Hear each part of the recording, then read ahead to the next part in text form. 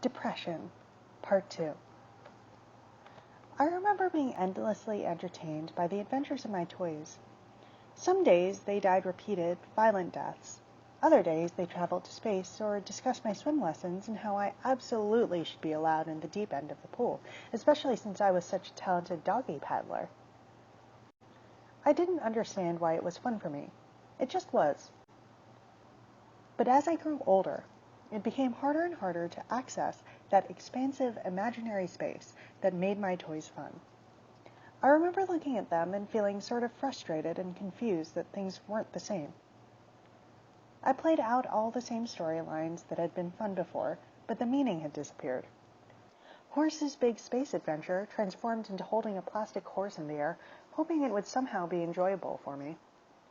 Prehistoric crazy bus death ride was just smashing a toy bus full of dinosaurs into the wall while feeling sort of bored and unfulfilled. I could no longer connect to my toys in a way that allowed me to participate in the experience. Depression feels almost exactly like that, except about everything. At first, though, the invulnerability that accompanied the detachment was exhilarating, at least as exhilarating as something can be without involving real emotions.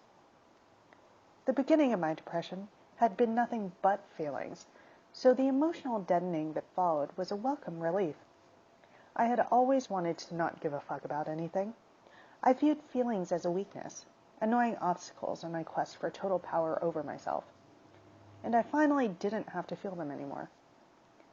But my experiences slowly flattened and blended together until it became obvious that there's a huge difference between not giving a fuck and not being able to give a fuck.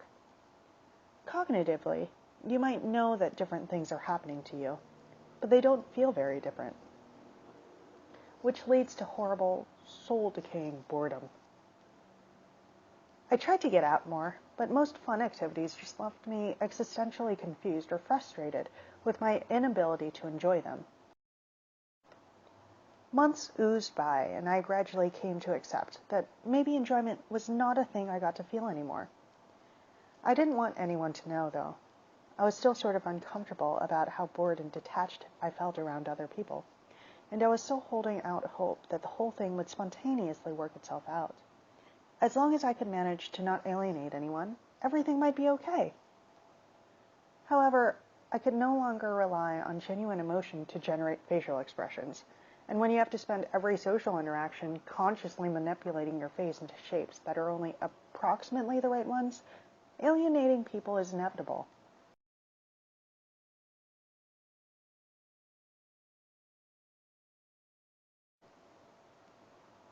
Everyone noticed.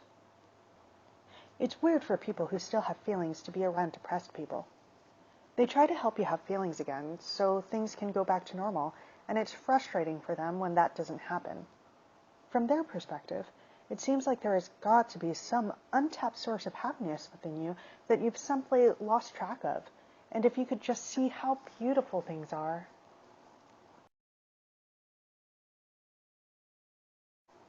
At first, I'd tried to explain that it's not really negativity or sadness anymore. It's more just this detached, meaningless fog where you can't feel anything about anything. Even things you love, even fun things. And you're horribly bored and lonely, but since you've lost your ability to connect with any of the things that would normally make you feel less bored and lonely, you're stuck in the boring, lonely, meaningless void without anything to distract you from how boring, lonely, and meaningless it is.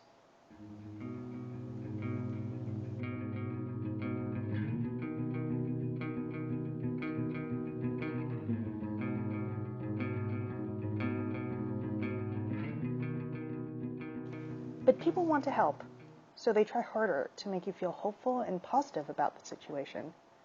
You explain it again, hoping they'll try a less hope-centric approach, but re-explaining your total inability to experience joy inevitably sounds kind of negative. Like maybe you want to be depressed. The positivity starts coming out in a spray, a giant, desperate happiness sprinkler pointed directly at your face. And it keeps going like that until you're having this weird argument where you're trying to convince the person that you are far too hopeless for hope, just so they'll give up on their optimism crusade and let you go back to feeling bored and lonely by yourself.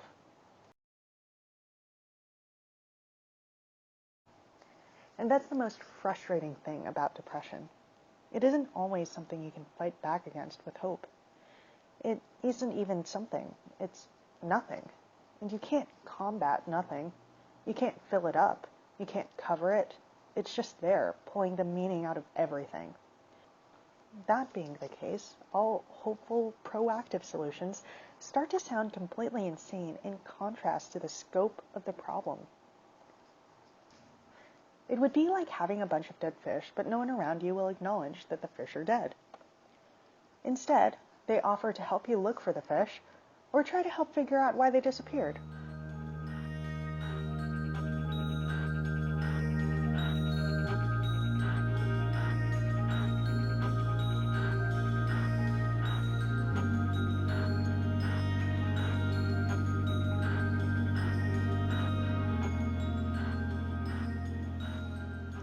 The problem might not even have a solution, but you weren't necessarily looking for solutions. You're maybe just looking for someone to say, "Sorry about how dead your fish are," or, "Wow, those are super dead. I still like you though."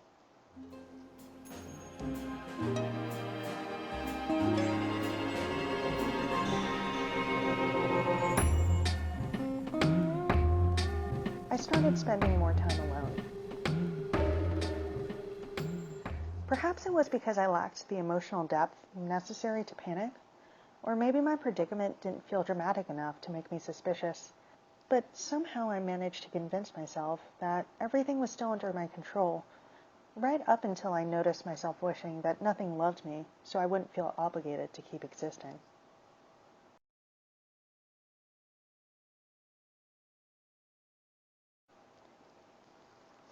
It's a strange moment when you realize that you don't want to be alive anymore. If I had feelings, I'm sure I would have felt surprised. I have spent the vast majority of my life actively attempting to survive. Ever since my most distant single-celled ancestor squiggled into existence, there has been an unbroken chain of things that wanted to stick around.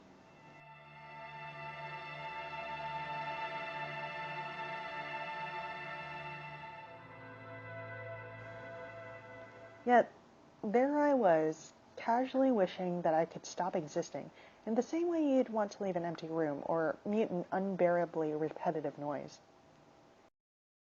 That wasn't the worst part, though.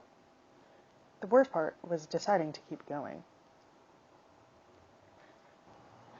When I say that deciding not to kill myself was the worst part, I should clarify that I don't mean it in a retrospective sense.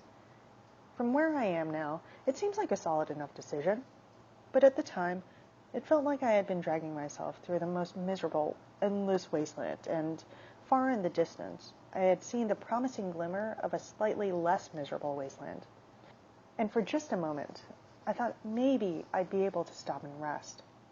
But as soon as I arrived at that border of the less miserable wasteland, I found that I'd have to turn around and walk back the other way.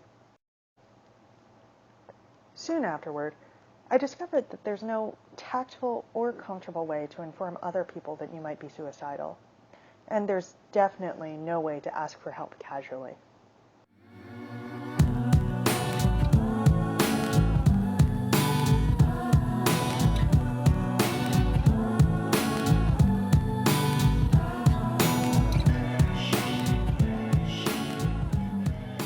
I didn't want it to be a big deal. However, it is an alarming subject.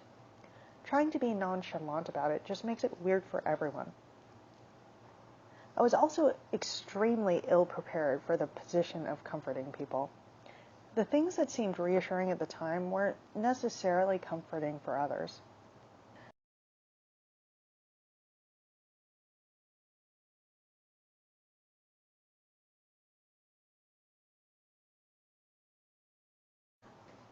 I had so very few feelings, and everyone else had so many, and it felt like they were having all of them in front of me at once. I didn't really know what to do, so I agreed to see a doctor so that everyone would stop having all of their feelings at me. The next few weeks were a haze of talking to relentlessly hopeful people about my feelings that didn't exist, so I could be prescribed medication that might help me have them again.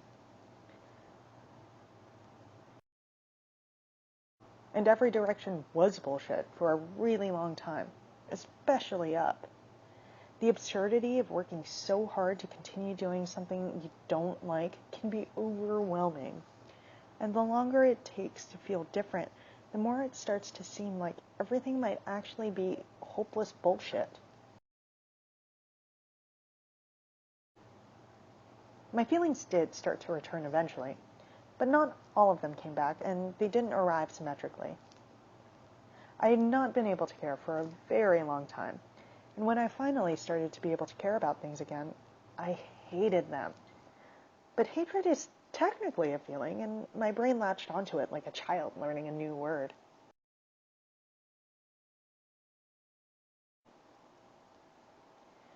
Hating everything made all the positivity and hope feel even more unpalatable. The syrupy, oversimplified optimism started to feel almost offensive.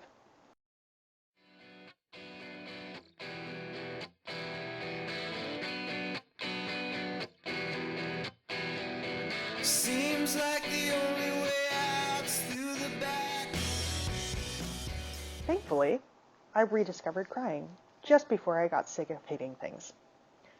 I call this emotion crying, not sadness, because that's all it really was. Just crying for the sake of crying. My brain had partially learned how to be sad again, but it took the feeling out for a joyride before it had learned how to use the brakes or steer.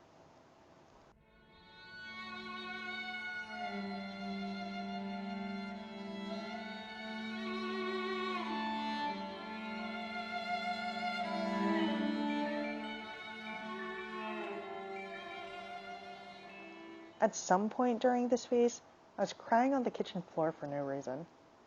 As was common practice during bouts of floor crying, I was staring straight ahead at nothing in particular and feeling sort of weird about myself. Then, through the film of tears and nothingness, I spotted a tiny, shriveled piece of corn under the refrigerator. I don't claim to know why this happened, but when I saw the piece of corn, something snapped. And then that thing twisted through a few permutations of logic that I don't understand, and produced the most confusing bout of uncontrollable, debilitating laughter that I have ever experienced. I had absolutely no idea what was going on.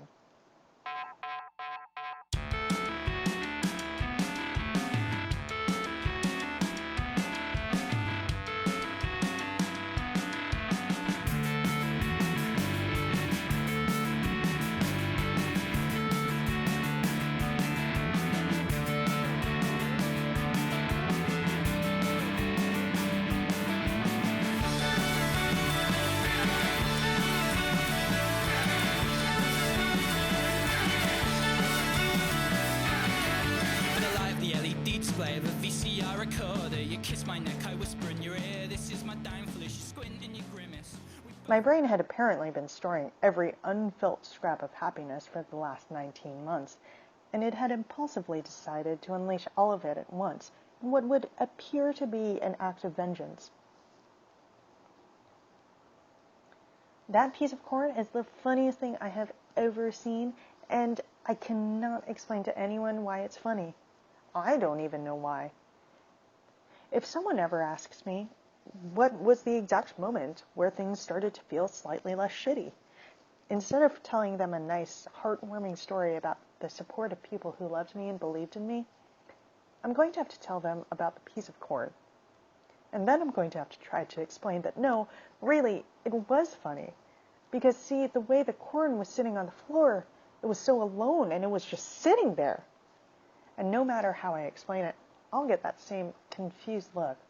So maybe I'll try to show them a piece of corn to see if they get it. They won't. Things will get even weirder.